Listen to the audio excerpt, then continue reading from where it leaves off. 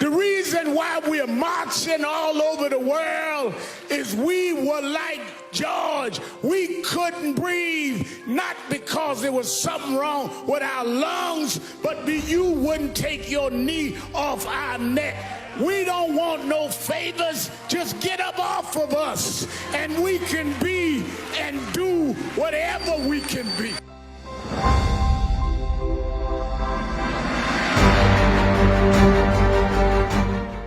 George Floyd's story has been the story of black folks, because ever since 401 years ago, the reason we could never be who we wanted and dreamed to be in is you kept your knee on our neck.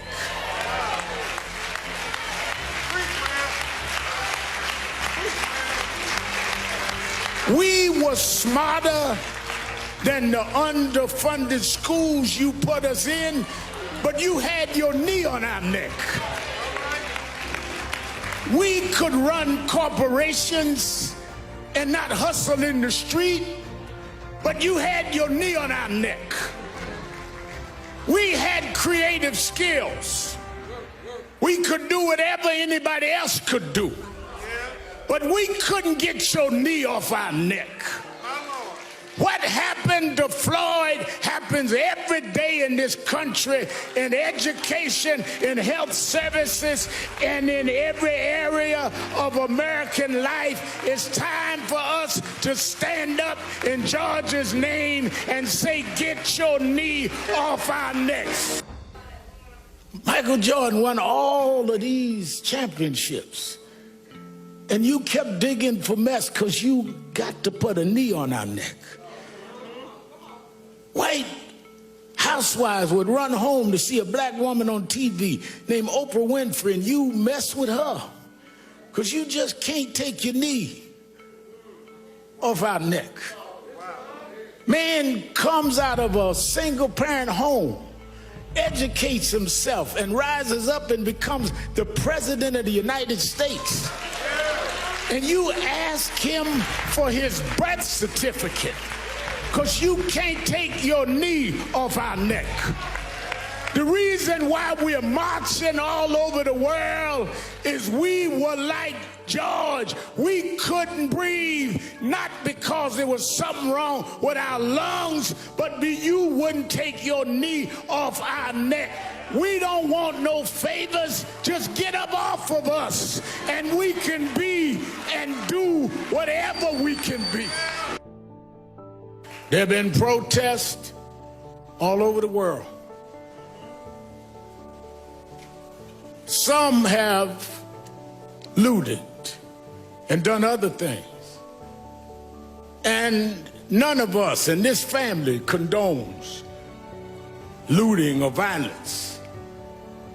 But the thing I want us to be real cognizant of is there's a difference between those calling for peace and those calling for quiet.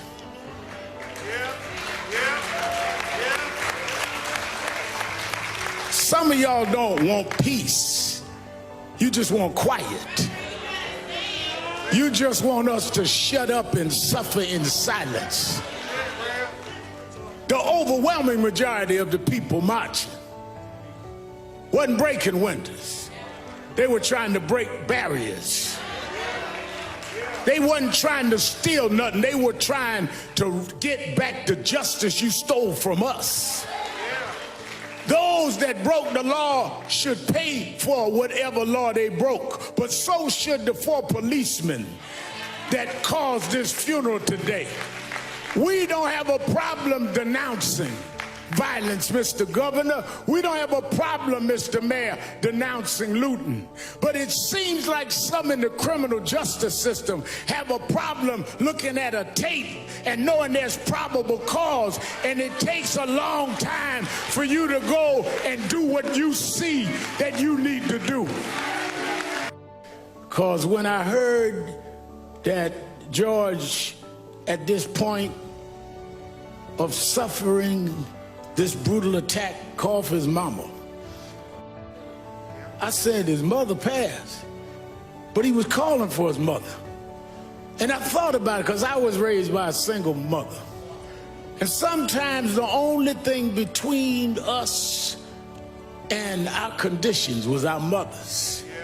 Sometimes the only thing that we had that would take danger away was our mothers. The only ones that would make sure the food was on the table was our mother. I know why George was calling for mama. Because at the point that he was dying, his mother was stretching her hands out, saying, "Come on, George. I'll welcome you where the wicked will cease from troubling, where the weary will be at rest. There's a place where police don't put knees on you, George. There's a place that prosecutors don't drag their feet." Maybe mama said, "Come on, George. There's a God that still sits high, but he looks down low and he'll make a way out of no way."